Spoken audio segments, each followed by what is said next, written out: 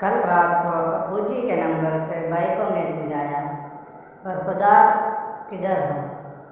भाई जो अपने दोस्तों के साथ पिज़्ज़ा खा रहा था हड़बड़ा गया। अब्बू जी वो मैं पिज़्ज़ा खाने पिज़्ज़ा हट आया हूँ।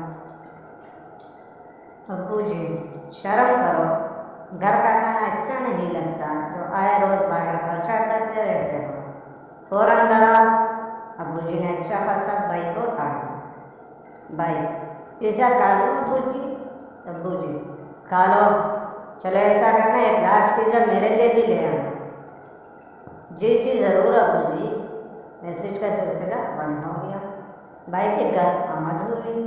आते साथ ही अब्बू का पूछा, कमरे में है, काफ़ी गुस्से में है, कह रहे थे कि जब ये नालायक आए तो मेरे कमरे में भेजना। ऐसे क्या करके आ रहे हो।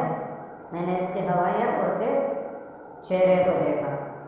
यार पिज़्ज़ा खाने गया था, ये पिज़्ज़ा तूने ही मंगवाया है, ये पकड़ो। अभी बात सुन के आया। मुझे पिज़्ज़ा पकड़ा कर बाबू जी के कमरे की तरफ बढ़ गया। ये भी इसके पीछे पीछे था। वो अंदर दाखिल हुआ और मैंने दरवाज़ा लॉक कर दिया। कब से आवाज़ें दे रहा है, दरवाज़ा खोलो फ्राडिए, छोड़ूंगा नहीं तुम्हें।